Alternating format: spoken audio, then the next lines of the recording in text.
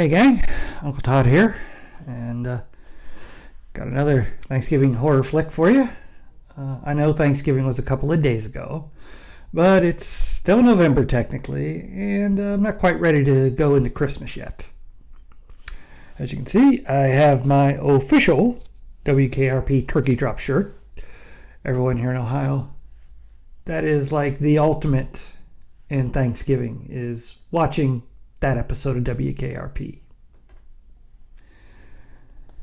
The film we're going to see is called Blood Rage.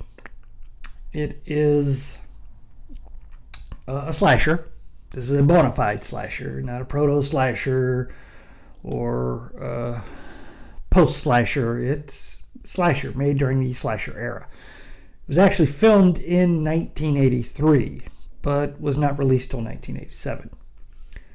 The biggest name in the cast at that time was Louise Lasser.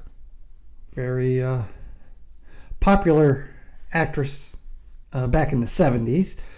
She was Woody Allen's second wife and appeared in several of his films. Bananas, Take the Money and Run, Everything You Always Wanted to Know About Sex But Were Afraid to Ask. And of course she's most well known for the title character in the Norman Lear soap opera satire Mary Hartman, Mary Hartman. And the other main star is Mark Soper. He is more of a theater actor. It's when you look over his credits and everything, he preferred stage work to film work. Although he did do many TV appearances in shows in the 80s like Equalizer, and is probably best known film-wise for his role as a college student in The World According to Garp, who suffers, for guys, a very wince-inducing accident. If you know the actor and you've seen the movie, you know what I'm talking about.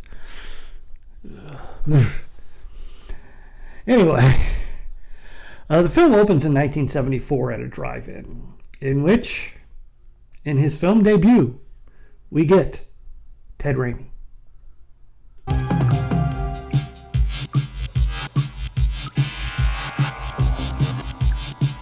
I like Trojans. Hey, we all got to start somewhere. Anyway, after some montaging of the credits with people making out in cars, we finally get to our main characters. Louise Lasser plays Maddie, a single mom, and she's at a drive-in with her date and her two boys, Terry and Todd. They are asleep in the back. I believe they're in a station wagon. And at this time, because they're asleep, her date decides this is a perfect time to get all hot and heavy with her. She's a little reluctant, but okay. And while they're groping each other, Terry and Todd wake up, and they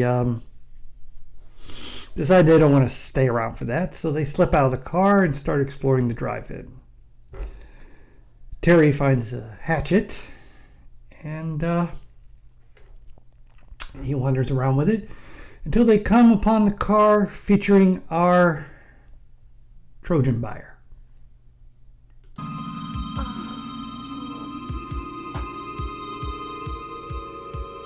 Get out of here, creep. Hey, get out of here. What are you doing? Get her off. Beat it.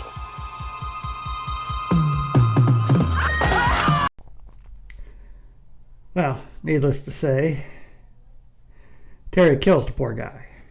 And then, while the girlfriend is bolting across the drive-in naked, Terry works quickly to establish his innocence.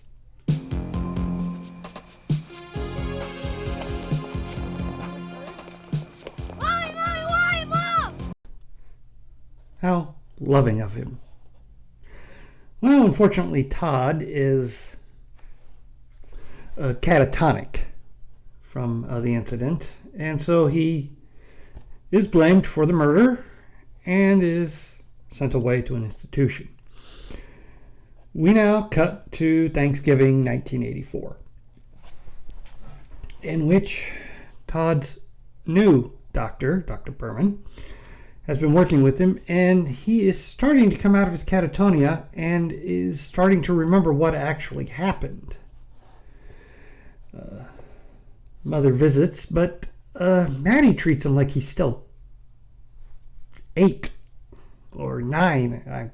The age is kind of iffy here, but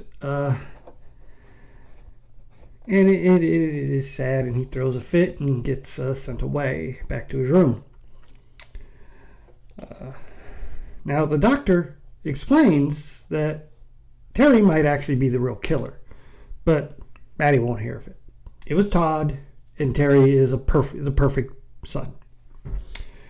Terry is home for Thanksgiving break from college, where he is getting reacquainted with his girlfriend Karen, and new neighbor Andrea is kind of putting the eye on him too. And they're all invited to Thanksgiving dinner, where everything seems fine until Maddie makes an announcement about her new boyfriend. We're going to tie the knot.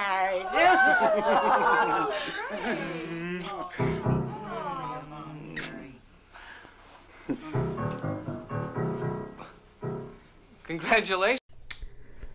I think he covered that pretty well. He liked the way he was just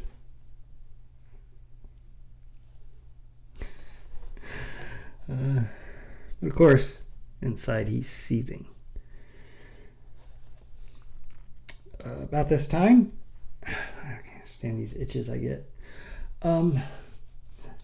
About this time, Maddie receives a call from Dr. Berman. Todd's escaped, and they think he's headed for the apartment complex. So she calls Todd over, explains to him, but they don't want to worry anybody. Todd assures her he understands. Looks like you're gonna get a chance to meet the rest of the family. My psychotic brother just escaped. Terry, is something really wrong with him, or is he just a little loony? Andrea, just asking. Could you pass the green beans, please?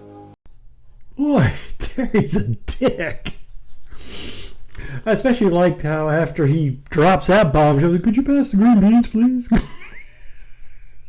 Jeez. Anyway, Andrea, before she leaves with her mother, lets Terry know that she's going to be babysitting another resident of the complex, Julie. Babysitting for Julie, who's got a date. And he can stop over if he likes. He says he might. Karen's not too happy about that. But after everyone leaves and they clean up and everything, Dr. Berman and her assistant Jackie arrive, and we get the first in a series of mistaken identities. Hey, I got him, Doc. Put that gun down. It's his twin. Can't you see you're Terry, aren't you? Don't worry about the gun. It's only a tranquilizer gun.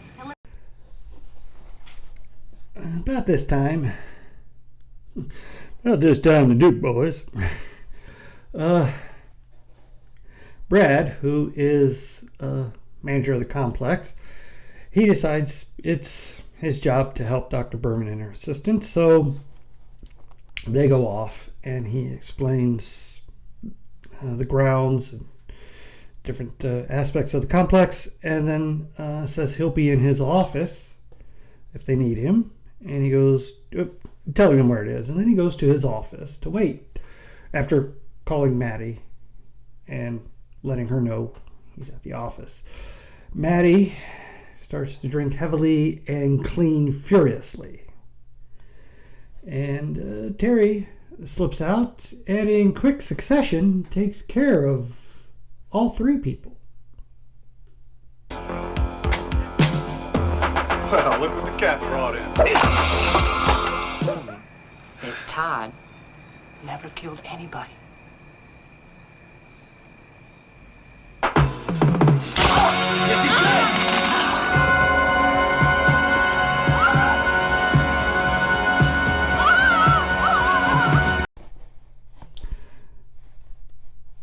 After having gotten rid of those three, Terry then goes back to his apartment to clean up for his date with Andrea, and we get the first of a running joke. It's not cranberry sauce. While Terry's heading over to hang out with Andrea, Todd arrives at the complex, and Karen, who wants to see what the deal is with Terry kind of pushing her away ever since he got back from college. We get our second case of mistaken identity.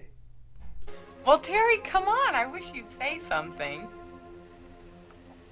I'm not Terry. I'm Todd. Terry's brother?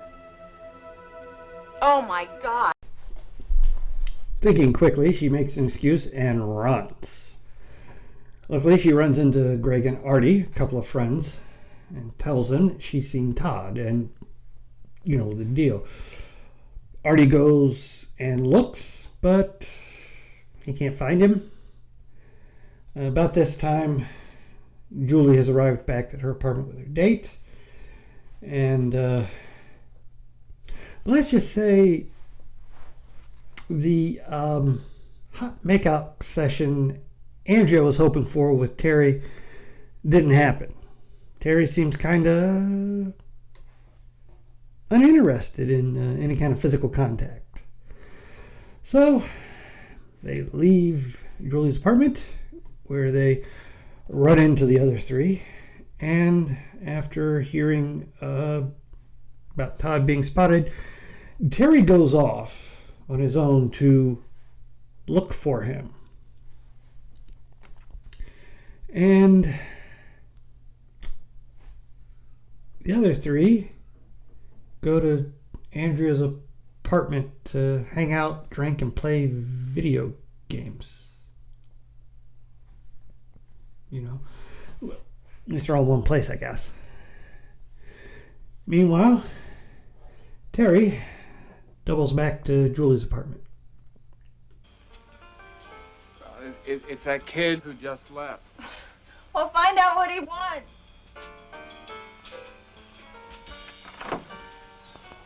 Hi.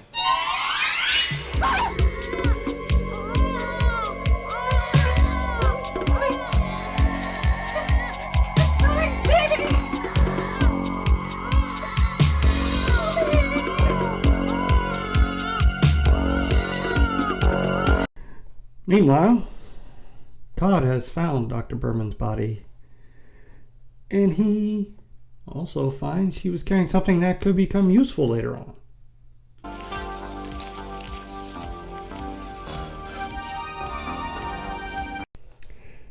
Back at the party, things break up when Greg and Andrea play a trick on Karen and Artie. Karen and Artie leave, and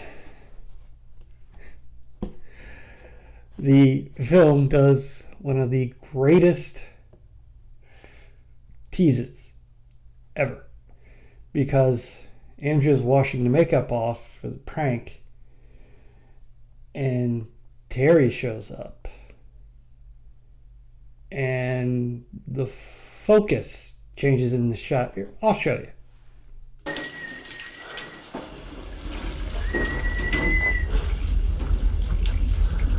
Darn those filmmakers for taking the one gratuitous nudity scene and blurring it.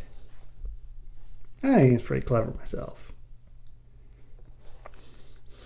Okay, after he leaves the shot, focus goes back to her, and you get to see the nudity. But I like that little opening there where they, whoop, not so fast. And then, in an inexplicable lapse of logic, Greg and Andrea go to play tennis on the courts. Well, there's a crazy person running around, and they know there's one running around. Then after that, they decide to have sex on a diving board at the swimming pool. But of course, Terry's not going to stand for that. You stop that. Needless to say, he kills them both. Calls them naughty.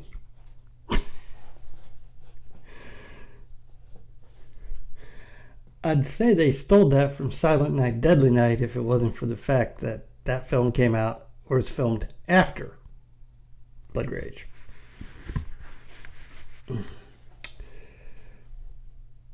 Anyway, after doing away with those two, he meets back up with Karen and Artie. And Artie, now being a third wheel, decides to go home, where he runs into Todd, who uses his gun to force him to take him to their apartment, where he's able to lure Todd out. But Terry. Artie lures Terry out, and Todd finds that he can't shoot him and runs off. So Terry and Artie go in pursuit, leaving Karen to button up her blouse because they were finally going to do it, apparently. And we get our second of the recurring gag. That isn't cranberry sauce, Artie. And of course, the inevitable happens. I see him. Where? Over there. Where? At this point, Karen runs into Terry. And Terry tells her, Todd killed Artie. And Karen suggests they call the police, which leads to her discovering the truth about her erstwhile boyfriend. We'll call the police. They'll know what to do. They'll figure it out. Karen? I love you. Did you hear me? I said I love you. This leads to a prolonged chase in which Terry uses several of the bodies laying around the complex now to scare Karen. She eventually hides in Julie's apartment. And, it's not as good a hiding spot as she thought.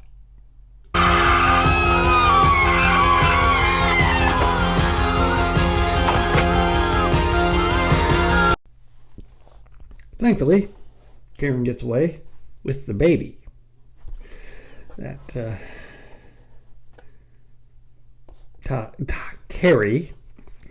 Terry had thankfully let live. We go back to the chase. It's a three-way chase now. Ends up at the swimming pool. I think it's a different one because there doesn't seem to be blood there. And there's a back and forth between Karen and Terry. Finally, Todd shows up and discovers things aren't quite... No, that's not the right kind. He forgot to check his gun.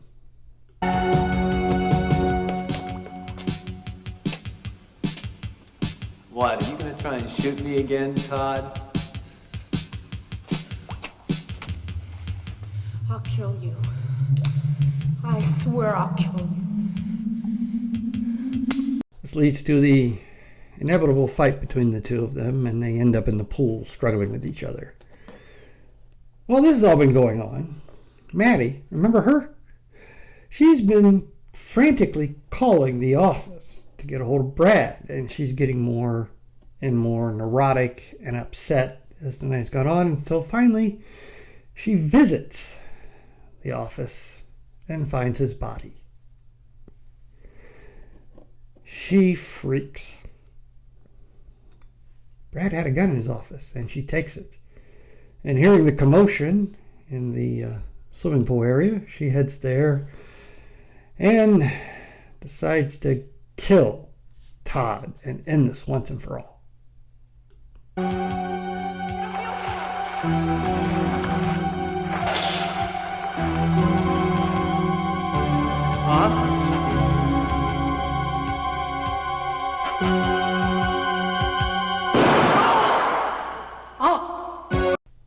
Of course, when she realizes her mistake and Todd reveals he's not Terry, he's Todd, this leads to a rather downbeat ending for the film.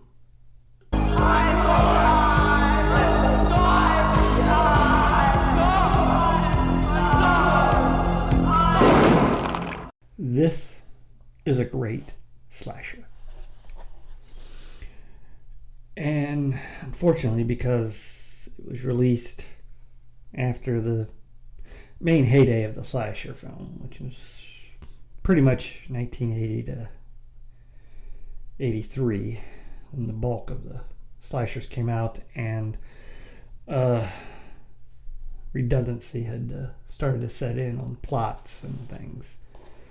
Only Friday the 13th and Halloween were the only two franchises that seemed to continue on. Although Halloween did have that misstep with Halloween 3. Although on its own, that's a good film. But as part of the Halloween franchise, it's kind of lackluster.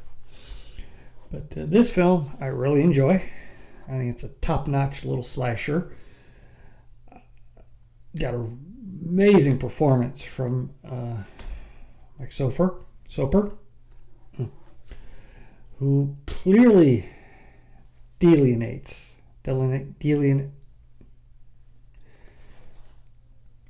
clearly makes Terry and Todd completely different people. They have different looks, different mannerisms, really effective. Bit of a misstep at the ending section where he starts going the Freddy Krueger route of, well, I can't say because Krueger hadn't come out yet, but that flip into making jokes and asides while he's chasing Karen throughout the last of the film. But up till that point, he's been really scary, and he's still scary throughout it. But his manicness went into overdrive, and I liked his performance as Todd, more subdued. Really shows that the character has been locked away for a long time. He doesn't know social cues, and he's not clear on how to act in society. And the rest of the cast is pretty good.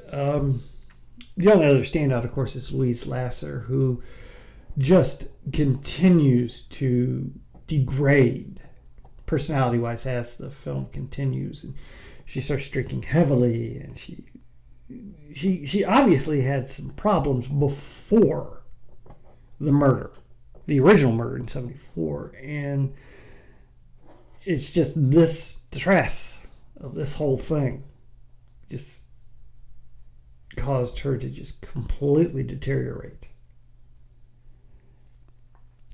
There is a very uncomfortable scene in the film where Todd is looking around the apartment, and Maddie has passed out in the hallway. And so he picks her up and takes her to her bedroom, having seen Terry's bedroom, so he knows which bedroom is hers now. And she wakes up, thinks he's Terry, and is asking for a hug and some other things. And she's in a bathrobe, and it is just a little uncomfortable. And you begin to wonder, is this what's set Terry off all the time? That she's a little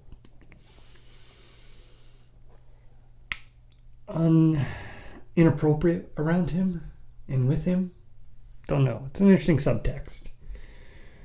But yeah, really enjoy this film. The kills are really good. The gore, although some of it looks fakeish, some of it is very well done. Love the score by Richard Einhorn. Einhorn? I think it's Einhorn. You know, one of those great mid-80s keyboard-centric scores a la John Carpenter, which I'm always a sucker for. So yeah, really good score. You've heard bits of it throughout on the clips.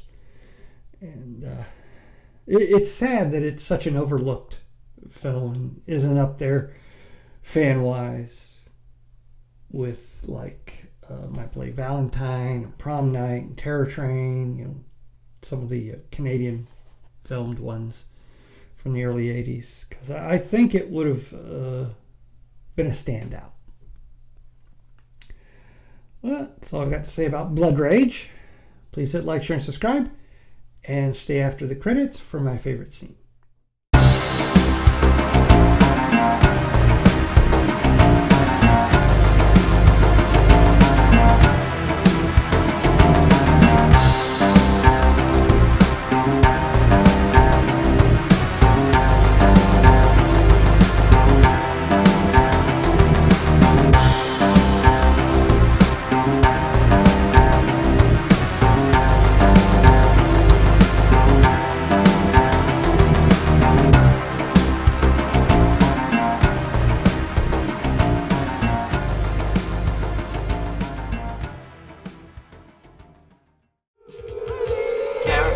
I hear the baby crying.